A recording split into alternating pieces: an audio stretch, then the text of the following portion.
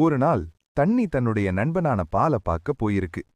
பால் தண்ணிய பார்த்த உடனே என் நண்பா அப்படின்னு சொல்லி அன்போடு கட்டி அணைக்கும்போது அங்கே ஒரு ஆச்சரியமான விஷயம் நடக்குது.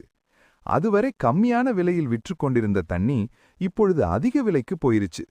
ஆச்சரியத்தில் உறைந்து போன தண்ணீர், எப்படி நண்பா நீ என்னை தொட்ட உடனேயே நான் ஒரு அமிர்தமாக மாறிட்டேன், இதுக்கு நான் என்ன கைமாறு செய்ய போறேன் அப்படின்னு கேட்குது.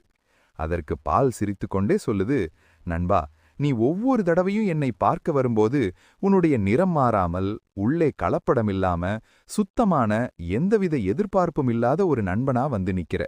உன்னை அன்போடு கட்டி அணைக்க நான் தான் கொடுத்து வைத்திருக்கணும். ஆனாலும் தண்ணீரின் மனம் அதை ஏற்றுக்கொள்ளவில்லை. நண்பா, எப்படியும் ஒரு நாள் ஒரு பாத்திரத்துல உன்னை ஊத்தி கொதிக்க வைப்பாங்க. அன்னைக்கு உனக்காக நான் நீராவியா மாறி மேலே போயிருவேன் அப்படின்னு தண்ணி சொல்லும்போது பாலின் மனசு உடைஞ்சு போச்சு. அப்போ பால் சொல்லுது, நண்பா, உன்னை எரித்த நீராவியா மாத்த நிலைக்கும் அந்த நெருப்ப நான் பாலா பொங்கி அணைச்சிடுவேன். இதுதான் உண்மையான அன்பிற்கான அடையாளம்.